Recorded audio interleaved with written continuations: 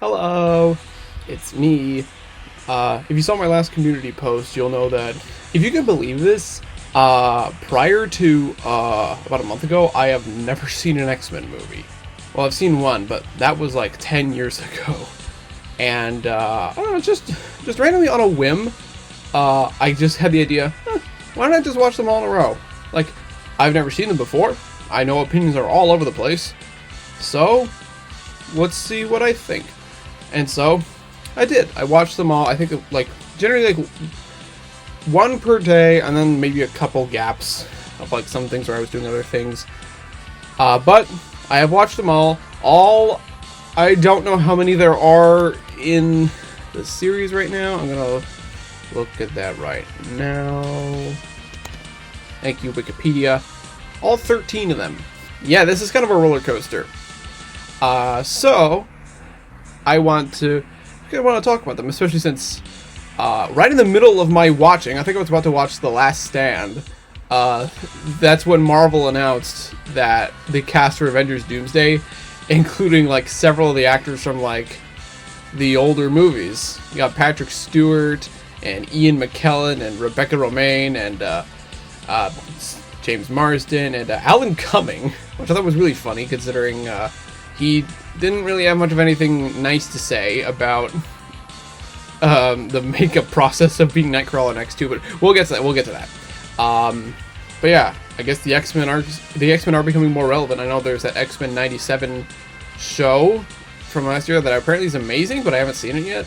I mean, I'm probably gonna have to, but yeah, let's just talk about the movies. So we'll obviously start with the first one, X-Men.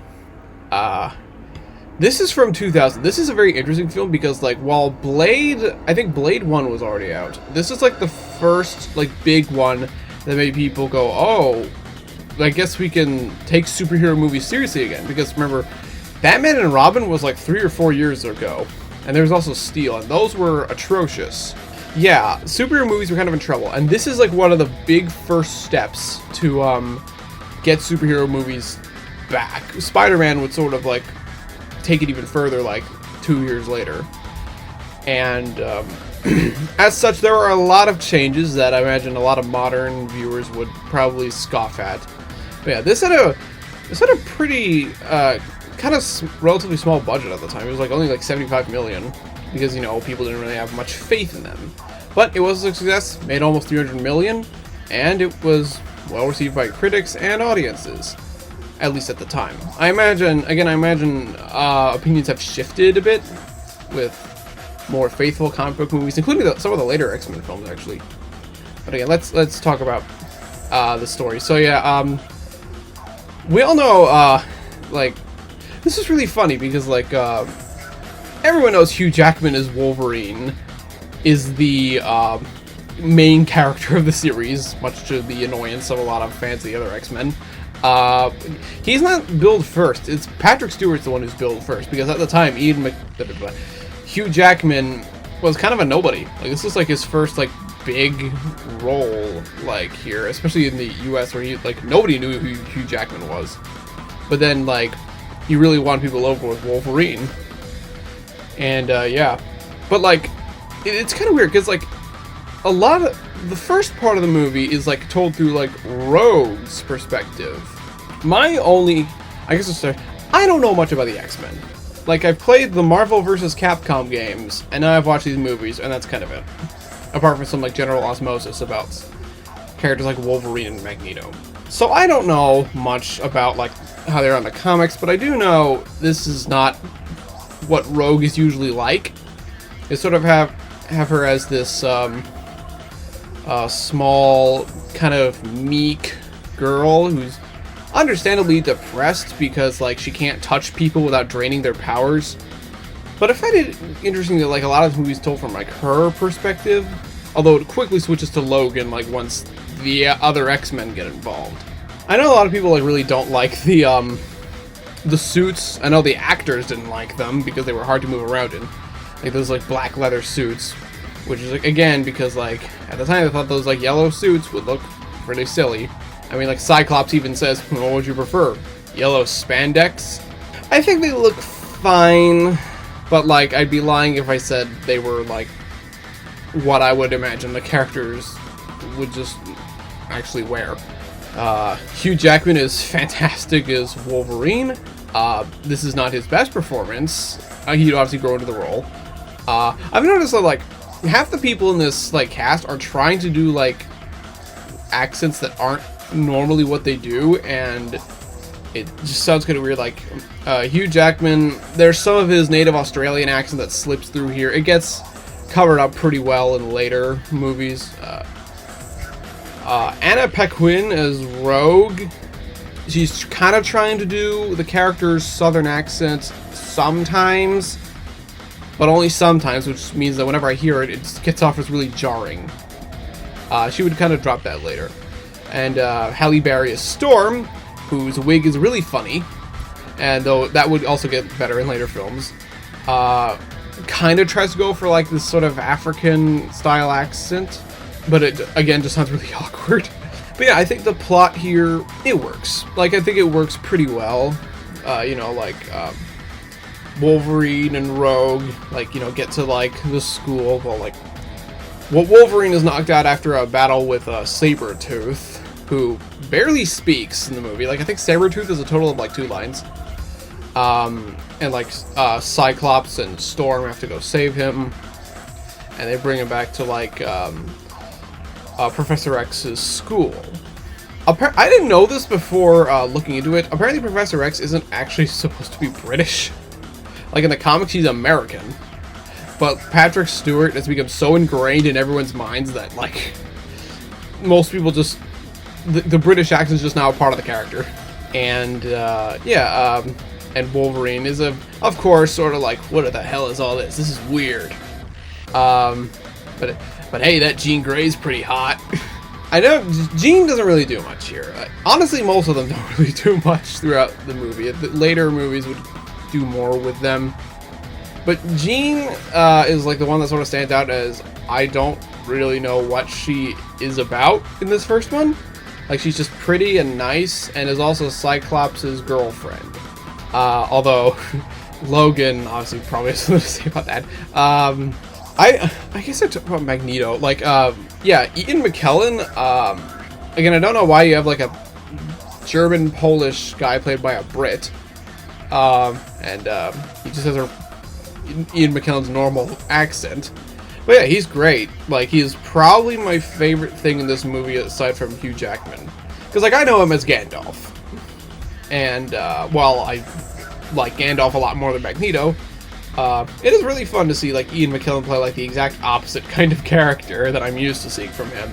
Like, I think one of my favorite exchanges is when he's talking to Senator Kelly, like, in his evil lair, and they talk about how, like, the mutation stuff, and Ian and Magneto goes, "Let's just say God works too slowly," because his plan is to, like, forcibly mutate, like, Senator Kelly and then, like, a bunch of other world leaders to, I guess, make them like him.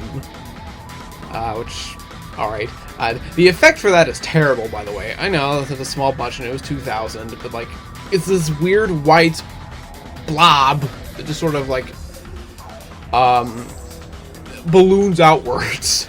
And, but that weakens Magneto significantly. So he goes to, like, kidnap Rogue and, like, transfer his powers to her so that she could power the machine at the cost of her life. And so Wolverine and Storm and Jean and Cyclops, you know, they all go to, like, rescue her and stop Magneto's plan. And that's kind of it. It's a pretty simple story. I mean, we do have a few loose ends, like Wolverine has amnesia, he doesn't remember his past. But yeah, there are other mutants, like, I mentioned Sabretooth, but there's also Toad and Mystique, who also don't really get that much to do, but they do leave a bit of an impression. Ray Park does a really weird dance, like, during his fight with, like, Jean. He just sort of, like, I don't know idea what he's doing, but he's just having a ball. Wish he was in more of the movie, to be honest. And Rebecca Romaine is just deliciously smug as Mystique. Again, she doesn't do much here, which is kind of surprising considering what I know about her from the later movies. But it's cool. Yeah, it's not the greatest movie ever. Like, it feels pretty quaint compared to, like, modern more modern superhero movies, even stuff that came out just later in the decade, like Iron Man and The Dark Knight, and especially later X-Men movies. But I enjoyed myself. For a first attempt, this was a pretty good one. I'm gonna put it in B tier.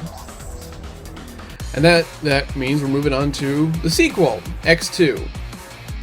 Why do they call it X2? Just call it X-Men 2. Sometimes people call it X2 X-Men United, but like, whatever. Yeah, this is the one that has Nightcrawler. And like, yeah, the opening scene with him is awesome. Where like, he like teleports around the White House and attacks the president. And like, this scene is just so cool. The action in these first two X-Men movies is kind of just fine. Like, it's nothing remarkable. But I really like this one. We do get a bit more on Jean in this one. Like, we get to see more of her than just being nice. We can see that her like psychic powers are getting a little hard to control. You can see a bit more of her in Cyclops. Although Cyclops unfortunately gets taken out pretty early on, like when he and Professor X go visit Magneto in prison. Okay, well, Professor X goes to visit Magneto. Cyclops just sort of stands by. He's just sort of accompanying him, but he gets taken out by Lady Deathstrike, this sort of Wolverine where her claws are like her nails. Alright, she's kind of cool. And then Cyclops just vanishes from the movie until like the climax where he shows up brainwashed and Jean fights him and like he gets unbrainwashed after like 40 seconds. But yeah, the villain of this movie is Colonel William Stryker, played by Brian Cox, and he's pretty fun in the role. You know, he's this human who like hates mutants. Like, his son is a mutant, and his powers like sort of tormented like Stryker and his wife with like mind vision. So he had him lobotomized, and now he wants to like he captures Professor X and builds his own Cerebro to make him like kill all the mutants. And yeah, that's a pretty good like jump up in stakes from the first movie. But yeah, this is like this underground like lair in Alaska, and we found out that Stryker is the one who like gave Wolverine his like adamantium skeleton. And we still don't really know all that much about Wolverine's past at the end, but I think we know enough about him, and we'll get back to that. But yeah, we see more of the students. I didn't mention Iceman before. Like, he has a total of like 4 scenes in the previous movies. Like, sort of like Rogue's getting a crush on him, and Mystique impersonates him to get her to leave. But like, he doesn't really have much of a character. He's in a lot more of this movie now, and I like it. We get to go see his family, which is where we get that. Have you tried not being a mutant? Which is a little hammer on the head, but I think it works enough. And we also have Pyro, who part of this thing is about like Pyro like getting disillusioned with the X-Men and going to join Magneto, but he needed to have a bit more character to him for that to really work, in my opinion. Magneto escapes, of course, thanks to Mystique, and they temporarily team up with Logan and Storm and Jean to infiltrate Stryker's base. And but Stryker has sent like this whole thing to like attack the school and kidnap a lot of the students. Logan, Rogue, Iceman, and Pyro are the only ones who escaped. So yeah, some of them go like rescue the kids. Nightcrawler is a big help. Storm and Jean like find him and convince him to like help them out. Since Nightcrawler is a pretty nice guy, like I know like he is kind of pretty shy, which I know isn't really that much. He's not really that in the comics. He's supposed to be sort of like fun personified. But I like him here. Like, I think Alan Cumming does a nice job, and I'm very disappointed that he couldn't be in later ones. Apparently he was supposed to be in The Last Stand, but they couldn't make room for him. Although maybe they should have cut more from The Last Stand. But we'll get to that. But yeah, they rescue Professor X and the children, unbrainwashed Cyclops. Well, actually, they don't rescue Professor X quite yet because Magneto like uses his like magnetic helmet to protect himself from Xavier's psychic waves that are hurting all the other mutants. And he gets in there and convinces Stryker's son is the one who is like sort of like getting in Professor X's mind to like get him to kill the mutants, and Magneto like tricks him into making Professor X try to kill all the humans instead, which I wish you got to see more of, because we only really see the people in the White House and Stryker himself being affected by that. But then of course Storm and Nightcrawler stopped that from happening with Nightcrawler's teleportation and Storm's weather powers. And then of course Magneto and Mystique and Pyro escape. All the damage that's been done to like the base like gets the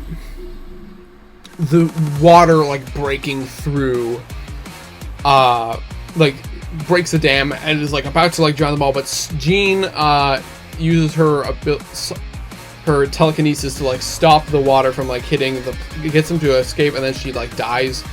And part of me is just like, why doesn't she just do that from inside the plane?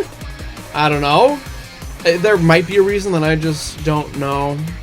Whatever. Like, it seemingly kills her, but she's not actually dead, because of course not. Something I found kind of funny is, like, afterwards, like, the X-Men go to the White House. Xavier, like, freezes everyone other than the president. The president is about to make a speech, like, warning about the dangers of mutants. And, they just sort of... It looks like, from the president's perspective, the X-Men just teleported there. And, like, Storm has, like, all this thundery lightning stuff. And I'm like, guys, if you want to convince the president to not hate mutants, that's not how you do it. And, Xavier, tells the president that, like, a war is coming, but, it'll be with bad mutants. And, like, there are good people that we need to work together to build peace. And then just vanish. So I don't know what the president's got to be like, what the hell just happened there?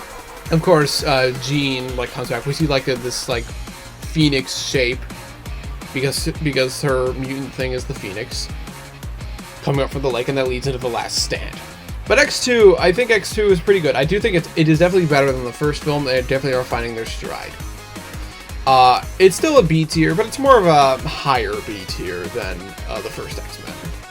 But hey, maybe the third one can bring it all together. Of course, we all know that's not what happened, and that's where we get X-Men The Last Stand. I know, at least back in the day, people hated this one.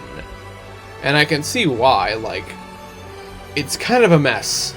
But, considering the other X-Men films that have come out, I don't think this is as bad as some people were making it out to be. It's still bad, but, like, it's not super bad. The biggest problem with this one is that it tries to combine, like, the Phoenix Saga with Jean with the story about, like, a potential mutant cure, and they don't really go together. But yeah, we get to see Beast finally, and he's played by Kelsey Grammer, and I don't know much about Beast, but I've heard a lot of people say that, like, Kelsey Grammer as him is, like, one of the best interpretations of a comic book character ever. And, I'll take their word for it. Like, Beast is the best thing about this movie. Like, I really enjoy, like, I'm already a big Kelsey Grammer fan, thanks to Frasier and Sideshow Bob and The Simpsons. But yeah, it's really nice to see him, like, trying to be this voice of reason throughout all this chaos, while also being, like, super brutal in his, like, fighting. And the makeup on him looks really good, too. I know Kelsey Grammer, like, has said that, like, Beast is one of his favorite roles ever. And he was really happy to play him again in The Marvels, and he'll be returning in Avengers Doomsday as well, so that's cool. But yeah, there's like this cure thing that's made by that like is from the blood of this other mutant, I think. I don't remember if they really go into this thing, but like, there's this one mutant, I don't remember what his name is, but he kind of looks like Aang from Avatar: The Last Airbender, and his power is that he can like take other mutants' powers away. And so the government has made like a cure for mutations out of that. And so the X-Men obviously don't want anything to do with that. Except Rogue, because that might actually be useful, so that she can actually like hold hands and kiss her boyfriend. And of course Storm is like, we don't need a cure. She said that right to Rogue's face, and I'm just like, Storm, that is... You know, Rogue's power kind of sucks, and yours is really awesome. I don't think you get to speak for all mutants there.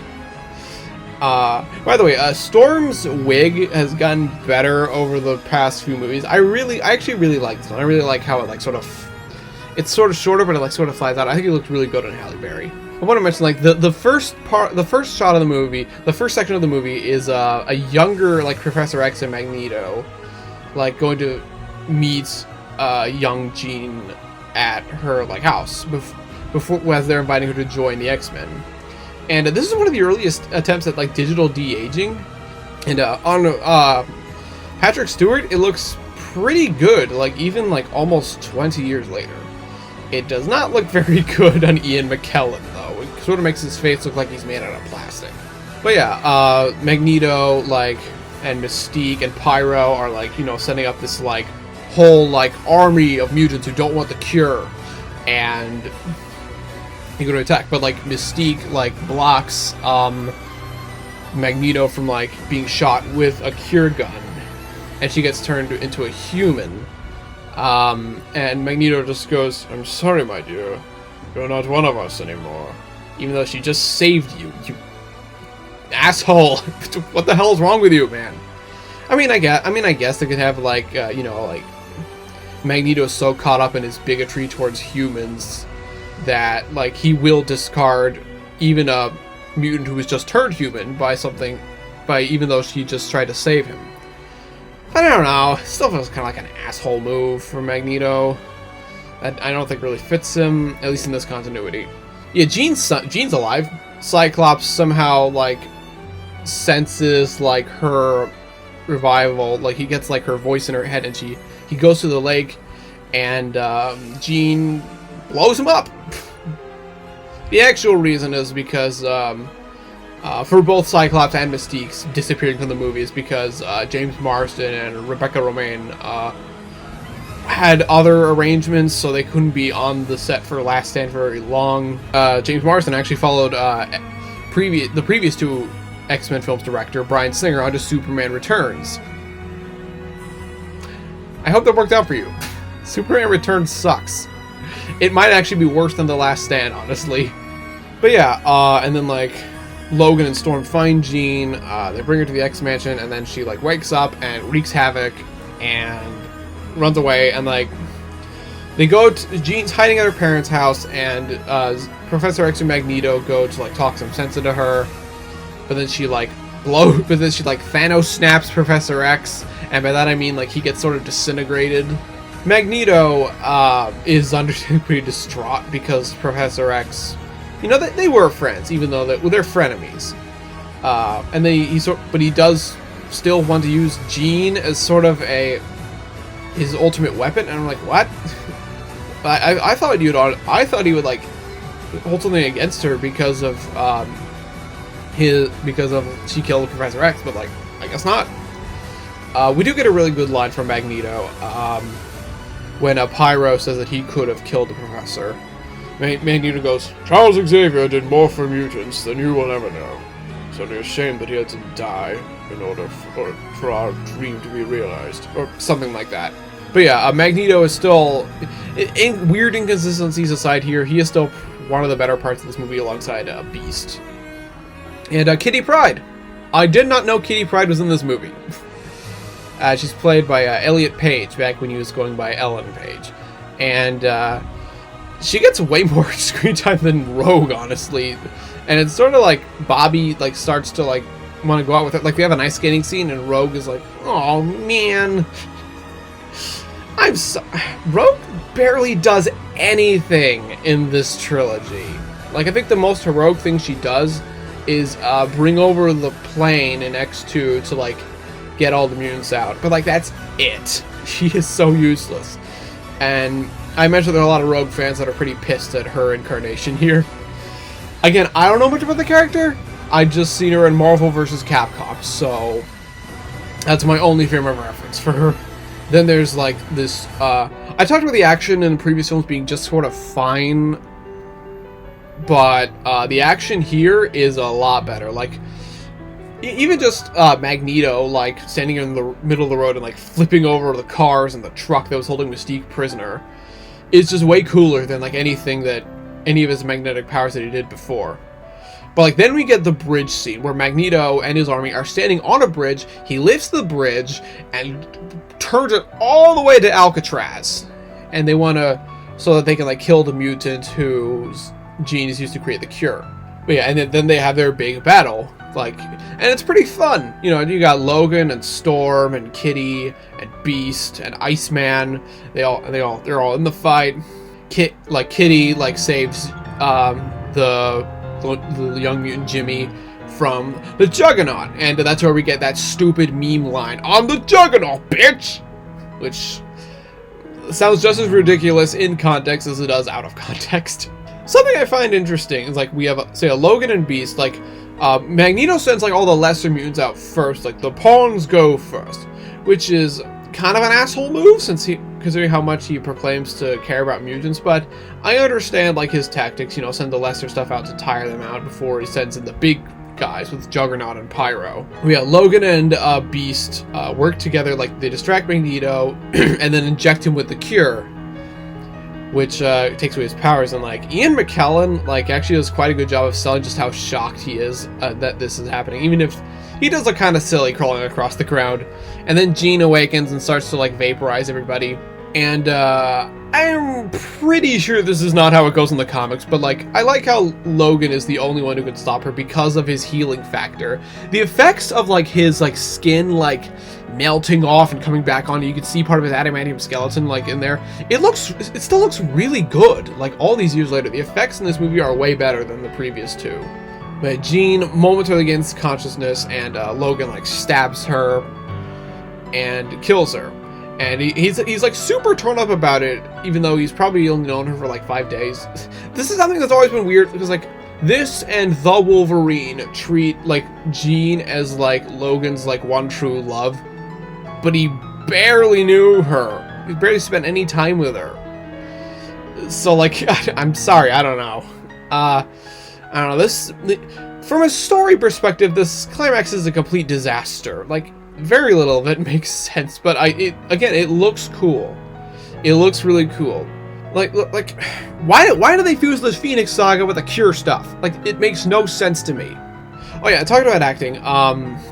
When Jean like vaporizes Professor X, Hugh Jackman and Halle Berry show like way more emotion there than they do in the rest of the movies. Like when they're like super like torn up and like sobbing over like Xavier's death, I legitimately feel really bad about it, even though the circumstances of Professor X's death are still kind of stupid.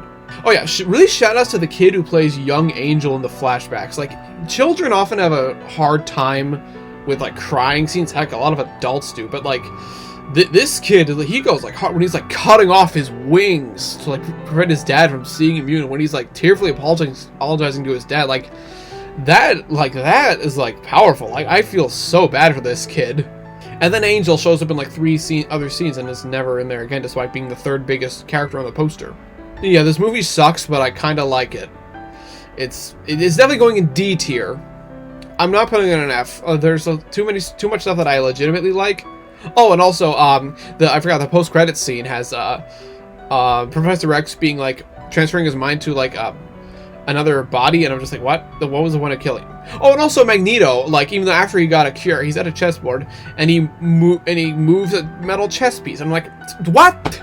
What was the point of that? Yeah, that's the other big problem with the movie, is that it's sort of like screws with everything, but it doesn't really have much of a point to it. Like I know there's some of the stuff like Scott, like, you know, Cyclops not having that much to do here is caused by factors outside of the movie's control, but like the script is stupid. Yeah, it's going in D tier. And everyone was like, oh, this is going to be the worst X-Men movie ever. Except no, because then we got X-Men Origins Wolverine. And Last Stand does have its defenders. This one does not. I'm not going to this was awful. This was really, really awful. Like, I guess to start with a kind of a nitpick, Wolverine's claws didn't always look super convincing in older movies, but they looked really cool. Here, they look so obviously, they look unfinished. The adamantium claws look like CG plastic. This is supposed to tell like the origin story of Wolverine, of course, as the title says. We get a little bit of that, but it's only like the intro where like he and his brother Sabretooth, yeah, they get their their claw mutations and healing factors, and then we get to see like them fighting in different wars across history as a montage. Come on, this should have been the whole story. But no, the actual story is just a Logan sort of running around trying to find Sabretooth for things. He thinks his girlfriend is killed, but she wasn't. And Gambit's here too, even though he doesn't look or act anything like Gambit. And the less said about Deadpool, the better. We'll talk about Deadpool. Yeah, this sucked. I don't think I liked anything about this movie. Even the action sucks. Like, the action in Last Stand is actually kind of cool. The action here is just quick cut, quick cut, quick cut, quick cut. And because this was like in the era of like the Jason Bourne films or something, you know, like 2009, yep, everything was just so much shaky cam. Like, the action is garbage. I hate it. And like we do get to see Stryker like implant the adamantium into like Logan's skeleton, and it is pretty close to how it was in X2, but apparently Sabretooth wouldn't survive that. Okay, thanks Stryker. And like we get to see like Ryan Reynolds as Wade Wilson, and he's pretty good there. Like, he's in the beginning and then he gets like captured and stuff. But then he gets tormented and turned into Deadpool, and I don't know what. Yeah, that is not Deadpool. For some reason, the executives at Fox thought that to take the Merc with a mouth and sew his mouth shut. He's just sort of like this weird fleshy naked-ish guy, and like his powers, he can like have like the triangles go above his eyes, the diamond like over his eyes, instead of like wearing his mask, and he can like use other mutant powers. Like, what? Yeah, people like often regard this as like the absolute worst interpretation of a comic book character ever, and I'm inclined to agree, even if I haven't actually read any Deadpool comics. Wolverine's girlfriend removes his memory to like save his life or something. I don't know. This movie's horrible. I'm putting this in F tier. Yeah. But thankfully, the X-Men series would redeem itself with First Class. Now, I've actually seen this movie before. This is the first one I've ever seen, but that was like back in like 2014, 2015. And watching it again, I was surprised that I remembered almost all of it. Like, I remember like all the stuff with like Professor X and Magneto meeting, and like everything with Shaw and the Brotherhood of Mutants, and with Mystique and stuff. But yeah, this was billed as a prequel. Like, we now know it's the start of an alternate timeline, but this was supposed to be a straight prequel. We get like an expansion on the Holocaust scene from the first film, where like Kevin Bacon tells young Eric Lynch, or Magneto, to like bend something or else he'll kill his mother. And of course that happens, and Eric like sort of destroys like his metal room. And again, credit to this kid's acting. Like, he looks like just the right combination of furious and heartbroken, while Kevin Bacon is just like, whoa, this is amazing. Like, he's just so much sadistic glee coming from him that like other X-Men villains just don't have. He's really fun, whether as the Nazi scientist Klaus Schmidt or as Sebastian Shaw. He just radiates, I'm an evil piece of shit and I'm loving it. His power is pretty cool too, like how they visualize. Like, he absorbs energy, which in the comics, from what I've seen, is like just sort of him growing like more Hulk-like. But here, the effects artist made a creative way to do something different, where like sort of like he like grows middle arms, like his body sort of like contorts and stuff to like especially when he's like trying to absorb a ton of nuclear energy in a sub, and like he's like sort of splitting himself apart. Like, it just looks really, really cool. But yeah, Professor X meets Raven, and they're apparently like foster siblings, which the old movies did not hint at all. Yeah, this is our first big retcon, and it's probably why they decided to make this a separate timeline. They meet Magneto when Magneto's trying to defeat the Hellfire Club, and they and the CIA like sort of look for other mutants. We get like Alex Summers, Cyclops' older brother. I swear, one of the Weasleys as Banshee. Like I swear, like the red hair, the freckles, the dopey looking like facial expressions that would make Rupert Grint very proud. You cannot convince me that Banshee is not an American Weasley. We get Zoe Kravitz. I didn't know she was in this movie. She's Angel. We get to see Darwin, who is of course killed off after like 10 minutes. Because I guess they thought his ability to survive everything would be boring. Or would make him broken or something, so Shaw blows him up. And Beast, of course. And I will say this, like the casting in general is pretty good for like the young ones. I can see Nicholas Hoult aging into Kelsey Grammer. I can see Michael Fassbender aging into Ian McKellen. I can see Jennifer Lawrence aging into Rebecca Romijn. I do not see James McAvoy aging into Patrick Stewart. Like the next X-Men movie, Days of Future Past, has the two of them kind of meet, and like you do not look like different versions of the same person. Sorry, but James McAvoy is great in the role. Michael Fassbender is like the best part of like this prequel timeline series, and like he might actually be even better in the role than Ian McKellen. I haven't seen him in like anything else, but I'm gonna have to like find other things that he's in. He's really, really good. But yeah, the X's sort of train up, but Shaw wants to start World War III, so he and Emma Frost, who's been getting pretty popular lately thanks to Marvel Rivals, and Azazel, who is like Nightcrawler but red and evil. He's pretty cool, even though he has like 4 lines. And there's also Riptide, who doesn't speak at all for some reason. I don't know why. Is he supposed to be silent? I don't know. Whatever, he looks cool. But yeah, Shaw is trying to manipulate the Americans and the Russians into starting World War III, and the mutants go try to stop him. But Magneto, he hates Shaw for, killing his mother and torturing him. So he's mostly focused on revenge. We get a fun training sequence with all the heroes, and I did not know that the memes of perfection and peace was never an option. I didn't know that Magneto was responsible for those, and they're both from this movie. I don't know. I thought that was pretty funny. They all work together. They beat the Hellfire Club. Oh yeah, I forgot. Angel sort of defects to the Hellfire Club after some CIA jerks made fun of her, I guess. I don't know. That's pretty cool. A pretty quick heel turn. I don't think it was, especially since she just starts acting like a card-carrying villain. Actually, she doesn't speak at all after that. Angel is completely wasted. But she just decides to go kill Banshee and Havoc immediately? And I'm like, what? Why? I don't know.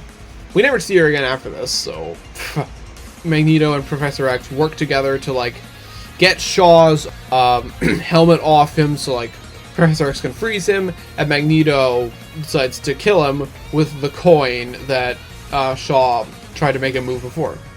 I really like the whole build up. Is this is what we're gonna do. I'm gonna count to 3. I'm gonna move the coin. The actual execution is a little silly, but with I like to see the coin go into Kevin Bacon's head, and Professor X is just screaming through it. The camera, although it is funny how because the camera's a shift back and forth, it's sort of moving this way to sort of make it seem like Eric is also piercing Xavier's head with it. It does look kind of funny, which means that his Professor X's screams are cut off every time it cuts back to Kevin Bacon. Oh, I guess I've really been talking about Mystique. So Mystique, obviously, she has a bit of a... She kind of wants to be cured of her thing because she doesn't like having to transfer into a human. She was supposed to be a human all the time, and I'm pretty sure Jennifer Lawrence also would much rather just be human because she hated that Mystique makeup. And initially, Hank, Beast, wants to do that too, but then Magneto convinces Mystique that she is perfect the way she is, and eventually she agrees. she doesn't want to hide herself anymore, but like Hank still wants to. He sort of injects the cure to himself, but uh-oh, it doesn't work. It actually like enhances his mutant cells, and he turns into like the big furry beast. He seems to accept it pretty quickly. I mean, Mystique is pretty accepting of that form, and I love that Magneto is like, never look better, man. And Beast like was like, don't mock me, and Magneto's like, I wasn't. And I'm pretty sure he's being sincere, because you know, Magneto like sees mutants as superior. Oh, I forgot. Just before like he puts the coin in like Shaw's head, Magneto goes like, "If you're in there, I just want you to know that I agree with every word you say. We are the future. But unfortunately, you killed my mother." And then like he opens the coin and it zooms in on like Shaw's frozen face, and you can tell he like, even though his face isn't moving, you can tell he's just panicking inside. That's pretty fun. But yeah, Magneto kills Shaw, makes his like speech to like the mutants, and like Mystique, as well as the Hellfire Club, all join him. Moira McTaggart, I forgot she is like here. She's like the CIA agent helping them out. Shoots at him, although I guess I'm forgetting that Magneto can control metal. And Magneto like accidentally deflects one of the bullets into Xavier's spine, and that's how he's paralyzed. And for the record, Magneto feels bad about that. And initially he like blames like Moira, like you did this, and starts to like choke her with her metal necklace. But like Professor X is like, no, she didn't, you did. And there's credit, Magneto does own up to it. And so he and the Brotherhood leaves, and they go free Emma Frost because she was captured. I guess Emma Frost, I don't really like Emma Frost here. She seems to just solely exist just for sex appeal. Like she's also a telepath that could turn her skin into diamond, but like that never comes in. That doesn't really ever do anything. I do like how Magneto like utilizes that weakness though, because like when she turns into metal, he wraps this like metal like bedpost around her, and it starts to like break that part, which forces her to turn human. That's actually pretty smart. But yeah, and that's the Brotherhood leaves. Xavier starts his school, and that's where it ends. And yeah, I really this is my this is like the best one so far. Like there are better ones, but we'll get to those. I put this in A tier. I really liked it. Low A tier. There's stuff that I think is better. There are parts that I think could have been improved on. But yeah, still A tier. This is a really good one. And that leads us to The Wolverine, which is the one I always forget about. This is like the most Wolverine movie of all time. So I don't know why, but like most of the movie takes place in Japan. So it's like Wolverine goes to Japan to like see this old like colleague that he helped out like during the end of World War II. Like he saved him from like the Hiroshima Nagasaki bombings. And now this officer who's dying sees that Logan is miserable after having Logan killed Jean. And so he offers to like take like his healing power into himself so that Logan can die in peace and he can live. But Logan decides not to, and then the rest of it is just sort of Logan and like this his friend's granddaughter sort of running around Tokyo doing things. It's kind of fun. There's a fun fight with Yakuza on a bullet train. There's a mutant named Yukio who can apparently see the future. She sees like Logan's death is like, you're holding your heart in your hand. I want you to keep that in. I want you to keep that in mind when we get to the movie Logan. But then like we get to like the climax, and Logan's old friend is now this actual giant samurai costume that looks like the Shredder in the in that Michael Bay Ninja Turtles movie that came out a year after. And they fight. Of course, Logan wins. It's kind of neat. The mid-credits scene, Logan meets Professor X and Magneto, surprisingly. And they warn him that, something bad's gonna happen. And that leads into Days of Future Past. Yeah, I don't really have much to say on The Wolverine. It is a movie that exists, and that is the most I can say about it. This movie is going right in C tier. It's like the most superhero movie to ever superhero movie, if that makes any sense. And next up is Days of Future Past, which is a continuation from both The Last Stand and First Class, because this combines the two cast together. And I gotta say, I really like this idea of like getting like the people who played the characters in like an early version and characters who played them in a new version, and mixing the two casts together. Like Spider-Man No Way Home did this in more of a sort of a meta-narrative sense with all the reboots and the multiverse stuff, but no, this is like they're going back to see like sort of their younger selves. Yeah, this is where the timeline split happens. Though it does feel weird to have Patrick Stewart, Professor X, talk about Raven being his foster sibling.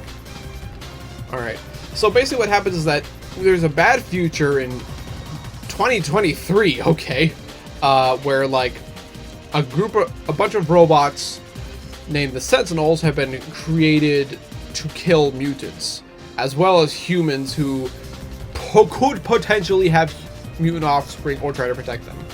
And there's only a few left. It's Logan, Professor X, Magneto, Kitty, Colossus, Iceman, and a few new ones like Bishop. I know Bishop is pretty popular. Oh, and Storm's here too, I forgot. Storm doesn't really do much in this movie. So Professor X talks about how like the Sentinels were created by Bolivar Trask, who is played by Peter Dinklage, and I'm not used to hearing Peter Dinklage talking in a normal American accent, but he's really good at it. Because I'm just remembering his role in Pixels, where he's I don't know what kind of voice is going for there. Like what is that? Watch Pixels again and you'll see what I mean. But yeah, Bolivar Trask used Raven's. No, that didn't happen. Like he created the Sentinels, but Raven killed him, and so the government captured her and like used her DNA to create the Sentinels so that they could like sort of shapeshift and adapt to other powers. And so they have the ability. Apparently, Kitty Pryde has the ability to travel to like send someone's mind back in time. But like the way they handle time travel is interesting. You don't send their physical self there. It's, you only have like their mind go to like and it has to be a previous version of yourself. So I know the comic story that this is based on is just Kitty Pryde herself traveling through time. But that wouldn't work with this movie's logic because she's only like 20. Right? She's like 20 something. And not 50 plus. So Logan ends up being the best candidate, which, yeah, I know. It's Logan, the main character, again! But like he does make sense because his regenerative abilities would like let him like his like body and mind survive the process, where even like Professor X's wouldn't. Especially as Logan like barely ages. So he wakes up in his 1973 body and he goes to like the mansion, but the Vietnam War means that most of Professor X's students went away and probably died. So it's just him and Hank like hanging out there. And that and Magneto is apparently responsible for assassinating JFK. He wasn't, but he's been accused of it. Apparently JFK was a mutant in this universe. Alright. But Richard Nixon is not. And so Professor X is now an alcoholic, and he has a serum that allows him to walk, but it costs him his telepathic abilities. And like it's they have a bit of a hard time accepting Logan's story that he's from the future, but they eventually do, and they recruit Quicksilver. Yeah, it's funny because Quicksilver like the next year would be in an MCU film, a different Quicksilver. I like this Quicksilver way more. Evan Peters is so fun. Like he's sort of this delinquent who uses his super speed to like steal stuff, and they get to like break Magneto out of the Pentagon. Everyone praises this scene of this like slow-mo scene, like showing just how fast like Quicksilver is actually moving, where he like gets to like move all of the guards' bullets and like all the other dangerous stuff out of the way and gets all the guards to knock themselves out. in like sort of slow-mo, but like it is a really cool effect. Like this is so good. But yeah, they escape and go to stop Raven. So yeah, Mystique has found out that Trask has killed and performed experiments on a lot of mutants, including most of the First Class cast. Yeah, you remember Banshee and Emma Frost and Azazel and Angel and Riptide. Yeah, they're all dead. I assume that's code for the actors didn't want to come back. Although I haven't heard anything precisely that. I know, but I know Azazel's actor was not fond of the makeup, so he chose not to return to Deadpool Wolverine for that reason. So maybe that's the case here as well. But yeah, that's why Mystique wants to kill him at the Paris Peace Accords. But like they do, Professor X and Magneto and Logan stop her, but Magneto decides to kill her because he thinks that might change the future. But like they fight and Mystique escapes, but it exposes her, Magneto, and Beast as mutants because Beast tries to stop Magneto from killing her. And then Trask like uses that to his advantage to convince Nixon to like, oh, there's the Sentinels. But Magneto like uses metal to take control of the Sentinels, and he lifts like this giant baseball stadium and like uses it to surround the White House. I guess it's really cool. I do like how Logan is not the one to actually save the day, but like he is like very helpful. Like he does help convince Xavier to like get his like psychic abilities back, stop using the serum, and regain hope. Because like it's a really cool scene is like Professor X like looks into Magneto's mind to look through the future, and he sort of has a psychic conversation with his older self. So it's James McAvoy and Patrick Stewart. It's really nice. Like essentially Patrick Stewart gives a typical Patrick Stewart speech to himself. Professor X, Beast, and Logan like go to the White House to like stop Raven. They do that, but then like Magneto like shows up. They fight them. Logan gets tossed into the Potomac River and is just sort of left there, and Professor X manages to convince Raven to stand down. Raven instead shoots Magneto. Of course doesn't kill him. And she decides to spare the president and all the people in the White House, that convinces them to not go forward with the Sentinel program. Which is good, because like it is not going well in the bad future, because like the Sentinels have found them. They kill Storm, they kill Iceman, they kill like Bishop. Magneto's mortally wounded. Kitty Pryde is like dying. She has lost a lot of blood because like Logan almost awakened earlier and scratched her up a bit. Like the Sentinels are this close to blasting them away. It is like then going back and forth from the old timeline and the new timeline is like really, really well done. I really liked it. And like they're so close, and then just as the Sentinels are about to zap them, they all vanish as the timeline is rewritten. And Logan wakes up in the school. Everyone is fine and happy. And like, Professor X is teaching again.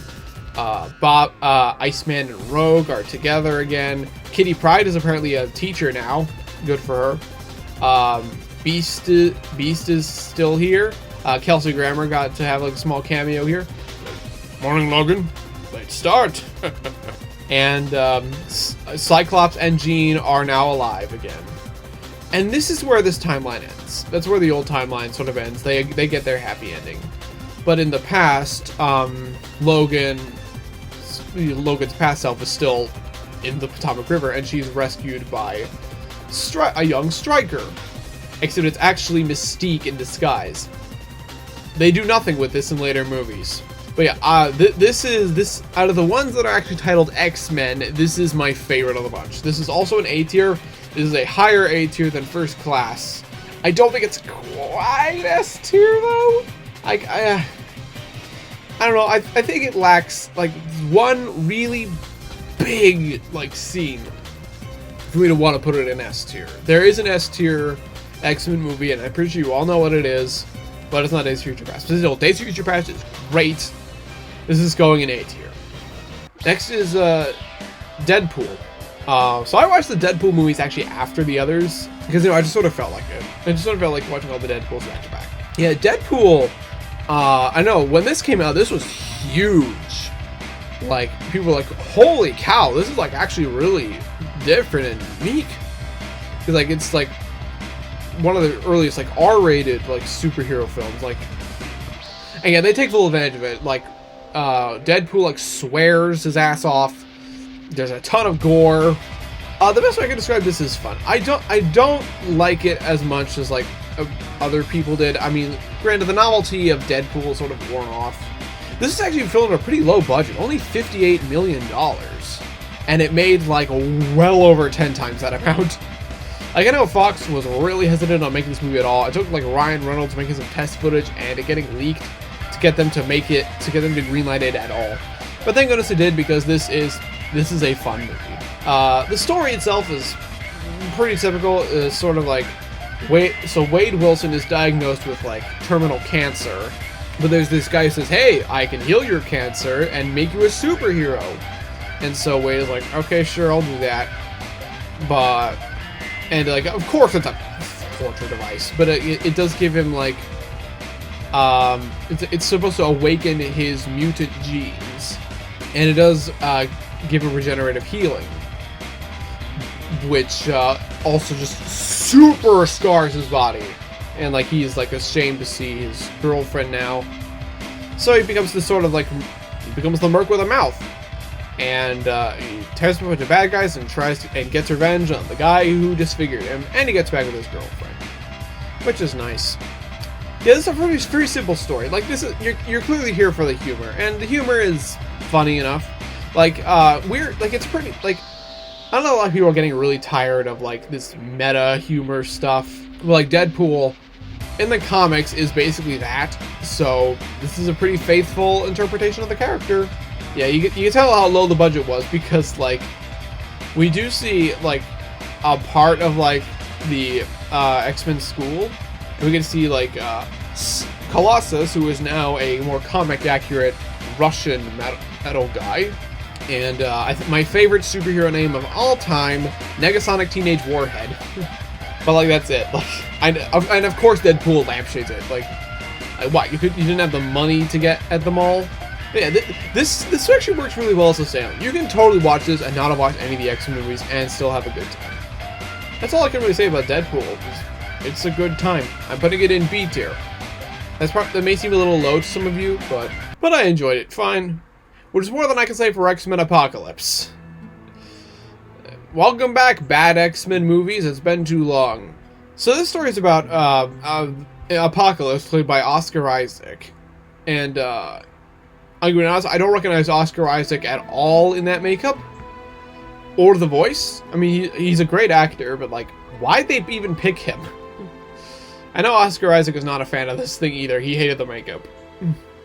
Which seems to be a running theme with all these blue people in X-Men movies, their actors hating the makeup. I mean, Kelsey Grammer seemed to like it. And I haven't heard Nicholas Hoult say anything bad about it. Yeah, Apocalypse is like buried, he's like this super mutant guy in ancient Egypt, which sort of contradicts the lore of the movie, saying that mutants like only started existing in like the 60s. But like, whatever.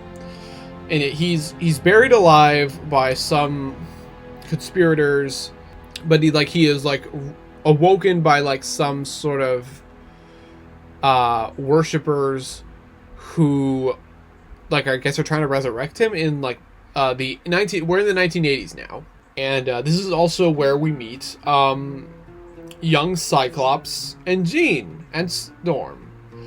Storm is sort of like coerced into joining Apocalypse for some reason, which is how she gets her white hair. Scott and Jean, like they're at like Professor X's school, and Alex and Havoc is here too, even though Havoc only had like a small cameo in like Days of Future Past, but he has more of a role here, though not for very long. He dies like a third of the way into the movie.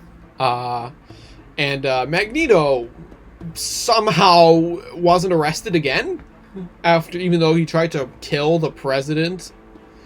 So he's living in Poland. And he has a wife and a daughter, which of course means they're just here to die. And they do. Like, once the police find out that he's Magneto, they come in with non-metal like weapons, but they accidentally shoot his wife and daughter, and Eric kills them with like a metal keepsake that I think his wife had. And this is dumb. Like, it's obviously just there to get him evil again, but like Michael Fassbender is like selling the hell out of it. Like, when he's holding like his dead wife and daughter, he's yelling, "Is this what you want from me?" Like, you feel really bad for him, even though the scenario is still stupid. And that's when like Apocalypse comes in. This is like the third version of Angel. there's like 3 different Angels. There's the one in Last Stand. There's the Zoe Kravitz one in First Class, and then there's this one who's like this like I think he's Russian now, and he's like, his wings are metal. Okay, and Storm, and also Psylocke, which is a fun thing. Psylocke was originally supposed to have like more of a typical old style X-Men stuff, but her actress Olivia Munn is actually a big fan of the character, and she like really pushed to wear a more comic accurate costume.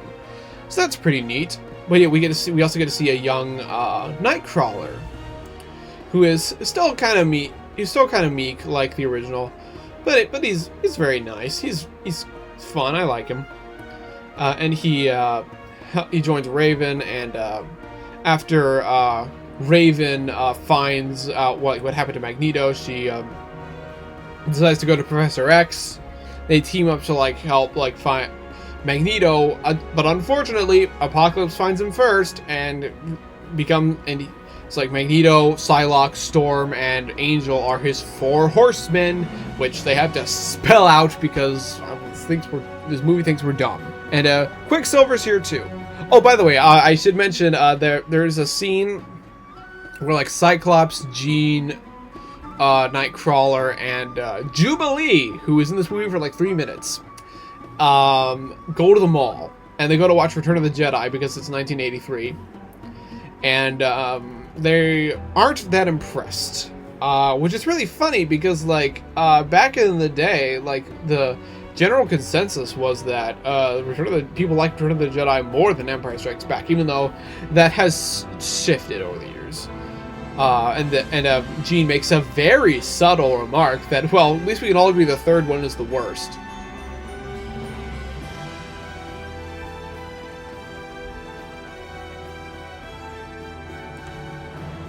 Very clever. But anyway, yeah, this does mean they are away from the mansion when Apocalypse arrives, because he can psychically connected with Professor X while Professor X was attached to Cerebro.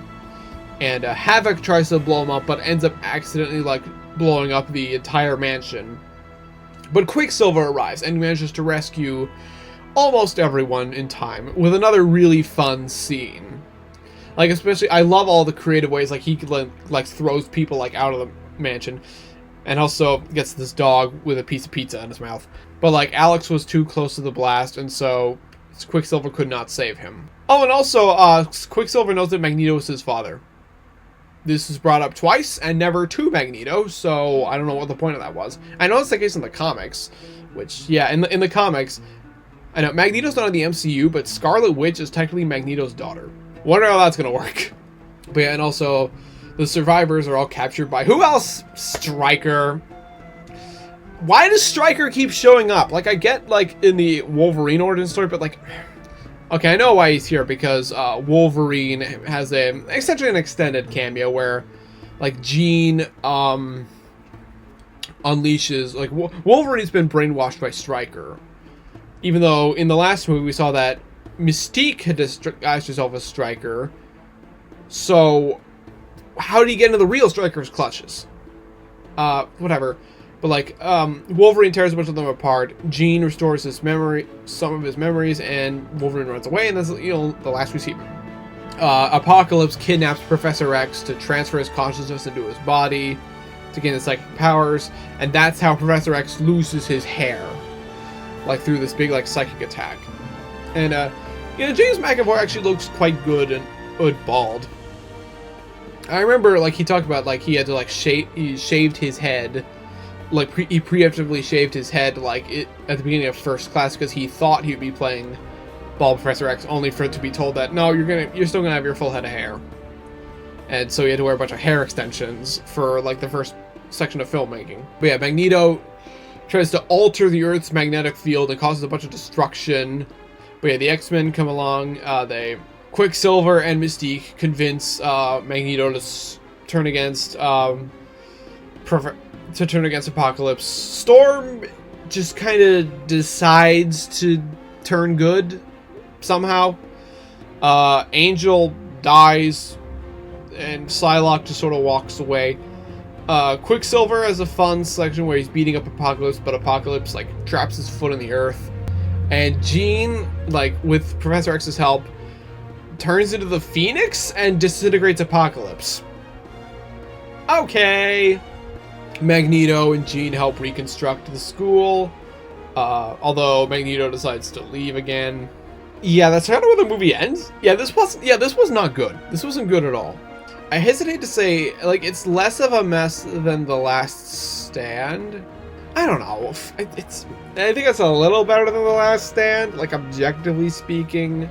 But it's still pretty bad. I'm putting this in D. Apocalypse is a really boring villain. But thankfully, Logan came out the next year. And, this is the best one. It could have been pretty easy to, like, make this just a regular, like, sort of a Coen Brothers style movie. This does have a lot of No Country for Old Men vibes in it, just with superpowers. But no, it does still feel like a movie that's in the X-Men universe. Like, it's by the time it's like 2029, which we're closing in on. Apparently thanks to genetically modified food that when people eat it, it suppresses mutant genes.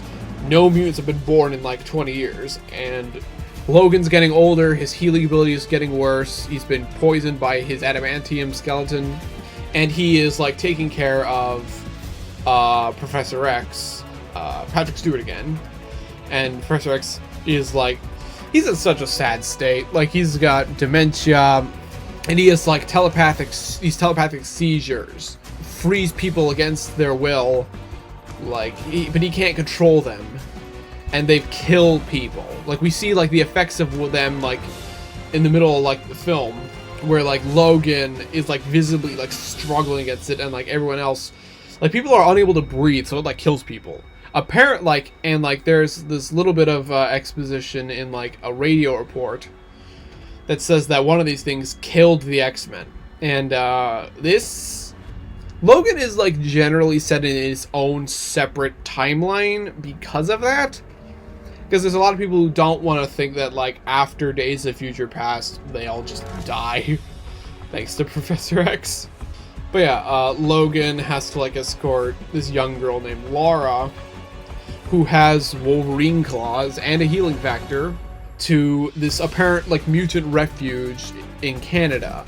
And they're chased down by a cyborg named Donald Pierce, who I swear there's another character I know who's named Donald Pierce, but I don't know who.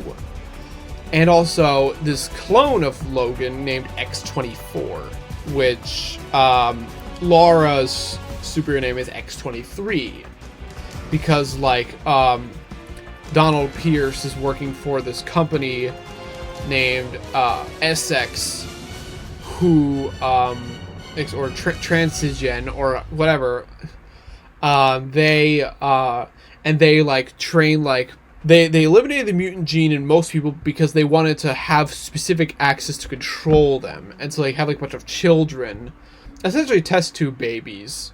They want to control them, like make them their own like personal assassins. Yeah, that's pretty screwed up. And so Logan and Professor X try to take Laura there, but X-24 catches up with them, kills Professor X. Logan and Laura, of course they bond. It's just, if you've seen like if you played like The Last of Us or seen like The Mandalorian, it's kind of like that. This older grizzled man like sort of like has to learn to love this like younger character. But it's really sweet. I think this is done better than either The Last of Us or The Mandalorian. It's really, the R rating definitely shines here. I mean, there's definitely a lot more F bombs. Like what I appreciate was like, well, the gore in Deadpool is really cartoonish, which works. I love how realistic and like just sort of rough like the violence here is. It's not gratuitous, but it feels like just like that's probably what would actually happen if like you got stuck with some metal claws. The action is actually really good. Like I'm not like the action in like the Wolverine was fine. I don't really think of James Mangold as a guy who really directs action, but the action here is like really well shot. It is brutal. It is paced really well. I don't know. Do I have any complaints with Logan? Like, aside from, again, like tossing aside of the X-Men again, and that's not having them all killed off, I guess no. I mean, I can probably think of stuff if I rewatch the movie to like maybe find some nitpicks, but like this is the best X-Men movie. This is my favorite X-Men movie. This is one of the best superhero movies of all time. And of course, it's only helped out by the ending, where Logan and Laura do get to this place with like a bunch of other escaped children, but they get found out by Donald Pierce and the head of the scientist, Dr. Xandar Rice, played by Hugh Grant. And the mutants, like, they do kill them both, but like X-24 mortally wounds Logan, but then Laura kills X-24 with the adamantium bullet Logan has been saving him. And like, yeah, the scene where Logan dies is, of course, I know this is probably a spoiler, but like everybody knows it now, especially since Deadpool and Wolverine makes that the basis of its plot. But he dies, and it is very nice. It is a little silly that like Logan's cross on his grave marker is told to be an X. But yeah, this goes out on a very good note. Yeah, this is easily S tier. This is by far the best of the bunch, and like if this were the last X-Men movie, I'd be very satisfied. But it's not. Well, before we get to you know what, we have to make a quick stop with Deadpool 2, and I like this one fine. I don't think it's as good as the first one. The plot kind of, this is the one where the meta jokes kind of threaten to like overwhelm the plot the most. But like the plot's fine. You know, it's this mutant kid named Russell who has like Pyro's powers. Like is like trying to kill this guy, like who like abused him, and he gets Juggernaut on his side. It's actually kind of like Days of Future Past, honestly, and I'm surprised there wasn't a meta joke about that, where like Cable, who's played by Josh Brolin, so it's funny, Thanos, he's both. This is only like a month after Infinity War came out too, so he was Thanos and Cable within like a month of each other. That's really funny. He's in the future, and he wants to go kill Russell, you know, Terminator style.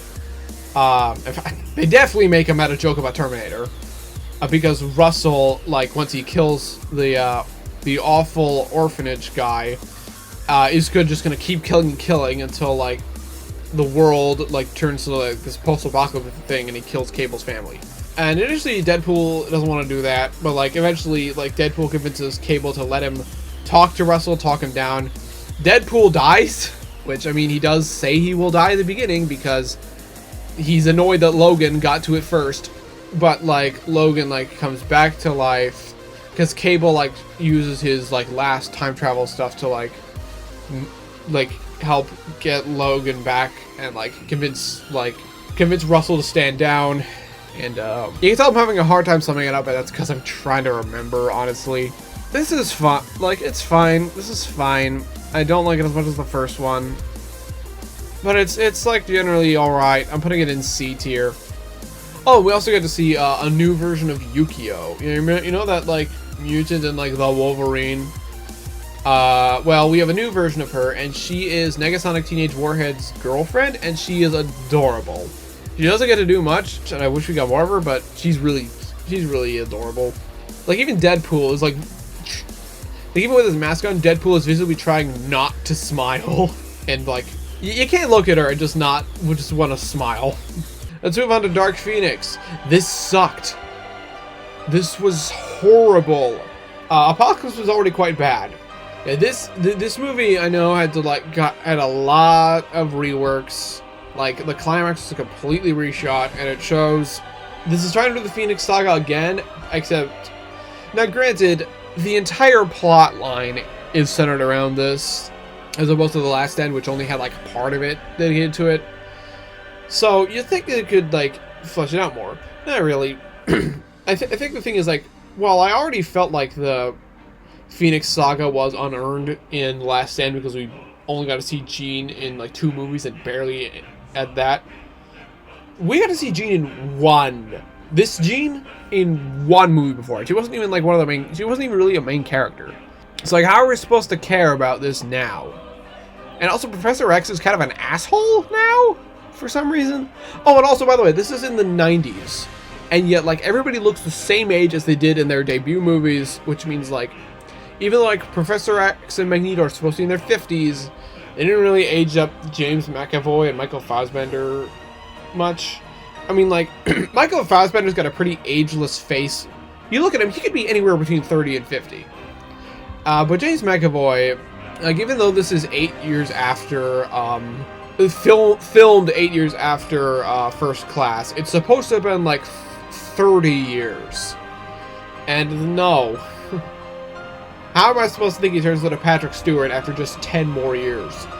Jennifer Lawrence, by this point, is completely given up. Like, she just doesn't want to do this anymore. And so Mystique is killed off, like, after, like, 40 minutes. Like, she's also only have makeup on her face. She looks completely different, honestly. Like, her hair is the wrong color. Her eyes aren't yellow. Like, I think Jennifer Lawrence is just, please don't make me do this anymore. She's in a bodysuit in Days of Future Past and Apocalypse. But I guess she didn't even want to do that this time. This plot is... What is even this plot? So, like, Jean, like, gets, like, hit by, like, this solar flare thing, and that's how her powers become enhanced. Jean kills Mystique. Quicksilver's here for, like, 5 minutes, and then he gets injured as well, because I guess they find him too broken. And then, like, some aliens show up, and they want to, like, use Jean to, like... I don't even know. All I know is that the main villain's name is Vuk, which, you know, kind of sounds like the F word, and that she's played by... Okay, so I'm a big fan of The Martian. Like, you know, that one with Matt Damon, like, being stuck on Mars. All I see when I look at her is Commander Lewis from The Martian. So it's just like Commander Lewis, like, what the hell? Is your time in space been that bad? And, like, the action's so lame. It's so dark. And, like, I forgot to mention this, but, like, the first X-Men movie, like, one of my criticisms for that one is that it's also... So much of it is set in the dark, it's hard to see a lot out of it. Which, that was fixed for X2 and everything else later, but, like, it is... This movie's... Dark Phoenix is so ugly. It is so... And it's also so boring. Like, I didn't get, like, anything out of anything. Like, the climax on the train is a little neat, but, like, this feels like a middle of the movie fight, not something you say for the climax. Like, when the movie ended, I was just sort of like, that's it? Like, Jean kind of dies, but also kind of doesn't. Like, she sort of, like, transcends like this Phoenix thing. I don't even know. Like, this movie feels unfinished. Like, that's the best way I can describe this. It feels unfinished. This might be I don't know, like, which side of the bait people fall on. I might be, this is worse than X-Men Origins Wolverine. This is the worst X-Men movie. Like, it feels broken. I am shocked at how terrible it was. Like, Jesus, like, this isn't the worst superhero movie we've ever seen. I think Fantastic is worse. I think some of DC's stuff with you know, Catwoman and Suicide Squad, I think those are worse. But, like, ugh, this is F tier. I hated this one. This was awful. And it's such a shame that the X-Men series went on such a wet fart.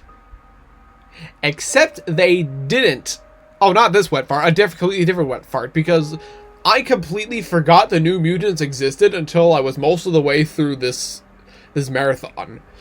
Yeah, this is a thing. It's funny. This was actually filmed before Dark Phoenix was. But then, like, there were the Disney acquired Fox, and they had to shuffle things around. This kept getting pushed back and back and back until it released, like, in the middle of the pandemic in 2020, and nobody cared. Nobody saw this movie. This movie is really cheap. Like, it's only like 60. Like, there's only like 7 people. There's only like 7 people in this movie. It's a completely different cast. Like, this is the only one that doesn't have like Wolverine or Professor X or Magneto. But like, we have this like. Okay, so something like I just want to immediately point out. This is a nitpick. This is what I mean. But like, the main character of this movie is Danny Moonstar, who is played by I think it's pronounced Blue Hunt, but she's billed 5th for some reason. Why? I know Maisie Williams and Anya Taylor-Joy are bigger names, but like, this is your main character. Like, why? But yeah, we have these mutants are like being cared for at like this facility by this doctor who can like make force fields. But yeah, the other mutants, we have Magic, who is the only one of this group I'm familiar with, thanks to Marvel Rivals. She's Anya Taylor-Joy, who is a terrible person, and I hate her. The character, I do not. Anya Taylor-Joy is cool. I hate this version of Magic. Sucks. She's just sort of an asshole. Like, but it's not even just that. She's like really racist towards Danny. Like, she makes a bunch of like really racist Native American remarks. Like she calls her Pocahontas and stuff, and like, we're supposed to like this character, right? This character, she's terrible. But like, they give her a backstory where she was like molested by a bunch of adults, like when she was a kid, and like that's terrible. That sucks. But like, that doesn't excuse you for being a terrible racist asshole to another teenage girl who did nothing wrong. Oh yeah, I forgot. Anya Taylor-Joy tries a Russian accent in this one, and it's terrible. it sort of fluctuates in and out, kind of like Anna Paquin's rogue voice did. And the same for Cannonball, this guy who can like propel himself in the air. He tries a southern accent. It is like the most, you know how like cartoons, he sounds like a cartoon character who makes trying to do a southern accent to make fun of southern people. It is so dumb. Most of these characters have no personality, so I keep forgetting what their names are. Yeah, there's this like Latino guy. The Wikipedia says he's from Brazil. He's Sunspot, and he can like manipulate solar energy. So he's like our 6th mutant with fire powers. And then the only one I remember is Maisie Williams. I think this is pronounced Rain? She's Scottish. She looks nothing like Arya Stark. I didn't even know there was Maisie Williams until like I looked up the cast. And she can turn into a wolf. So like these mutants are like being like, this is sort of like an extension of like the company from Logan. They're sort of like being trained up to be like assassins, but they don't want to do that. They sort of plan to like escape. But Danny's powers is like sort of making people's nightmares like come to life. So like for example, for Rain, she brings like this like Catholic priest who like previously branded her. This is happening when she's like in the shower, by the way. What? And at the end of the movie, she like the Dr. Reyes tries to kill Danny, but like that unleashes this giant CG demon bear that looks terrible. And this movie's so dark, and it's trying to be like a horror film, but like it is so visually dark and boring. It's hard to see half of what it's trying to be. But it's like, I don't even know. I've already forgotten most of this movie. The only other things I can really remember is that Magic just has this sort of superpower lottery that is like way better than everyone else. But that, granted, that is something that our comic version has too, as well as Marvel Rivals. And the only other thing is that like Danny and Rain get into like this sort of like relationship, which is like the one part of the movie that I do kind of like, even though I feel like they should have spent a bit more time together. Like they spend like 15 minutes of screen time together before they start making out in like a graveyard. And you picked a better place to do that, but like, their scenes together are kind of sweet. This is the nicest thing I could say about this movie. Ugh, this is so forgettable. Like, Dark Phoenix and X-Men Origins Wolverine are so horrible that I am going to be remembering them for a while to come. This is the one, I feel like I'm going to forget this in like another half hour. So yeah, this is going in a low D tier. This is worse than The Last Stand and Apocalypse, but not as bad as X-Men Origins Wolverine and Dark Phoenix. Probably should make this an E tier or something, but I don't know. I already have the template. I'm not making another one. And yeah, that's all the X-Men movies. There's Deadpool and Wolverine, but I already talked about that in my 2024 every movie I watched in 2024 video. Though I will say, I did rewatch Deadpool and Wolverine, and I definitely understand the stuff with Deadpool, both characters hits a lot better for me now. Like there's stuff that I don't really like in that thing. Like I think some of the cameos are a little gratuitous, and they do waste a lot of them. Like you bring back so yeah, they have Elektra, they have what's his name? Blade, yeah, Wesley Snipes Blade. There's only ever gonna be one Blade, and Deadpool's just like, See, that's funny because it could be read as either he doesn't know there's gonna be another Blade movie in the MCU, or because that Blade movie is taking so long to actually happen that it might not happen, and that there might actually only be just the one Blade. Yeah, we have Elektra, Blade, and Gambit. This is fun because it's Channing Tatum, and he was originally going to have like a standalone Blade movie. Gambit movie. Channing Tatum was going to have a standalone Gambit movie, but then that was like canceled after like the Disney Fox merger. And like he sort of makes reference to it. It's like when talking about the Void, he's like, I think I was born here. That's cool. And we got some more of X-23, and she bonds with the new Wolverine. That's cute. I think I like it. I think I like that one about as much as I did before. I really appreciate the extra heart that's in Deadpool Wolverine that I felt like the first two didn't have quite as much. Yeah, that's still A tier. Yeah, that's all of them. What a roller coaster! I'm a Sonic fan, and this is an even bigger like flip-flop of quality than that series does. We have some legitimately awesome stuff like Days of Future Past and Logan, and then bottom of the barrel trash like X-Men Origins Wolverine and Dark Phoenix, and every area of quality in between. It is very rare where the series does that, and so I kind of respect X-Men for it. This is a series. I am very glad that I watched all of these. I'm very glad to check these off my bucket list. And there are several movies that I feel like I will want to rewatch. Like I might even want to put in The Last Stand again, if I'm just feeling in the mood for something to turn my brain off. But yeah, the tier list should be up here. If you want the full thing. Yeah, this is fun. I look forward to whatever the X-Men have in store for us next. I might have to go watch the two animated series. Yeah, I feel like I understand like this universe a lot better. Oh, before I go, something I've always found it kind of hard to understand, and I think this is actually why I think this series stuff works better as its own standalone thing than with the MCU. How is it that when superheroes have all these powers, everybody loves them, but the X-Men are just hated for their powers, despite the fact that they just have them? Like, the X-Men are just hated for existing, like here, but like everybody loves like the Avengers in the universe. I don't know, it's just something weird. That is obviously something that this film series bypasses by not having characters like the Avengers and the Fantastic Four. I kind of want to do another one of these. I don't know, maybe I'll do... there are some other series that I've been wanting to like marathon for a while. I want to do like the Dollars trilogy by Ennio Morricone. I want to watch Sony's terrible Spider-Man Cinematic Universe, since I've never seen any of those movies before, actually. Well, we'll see. That'll be it for me then. See you, everybody.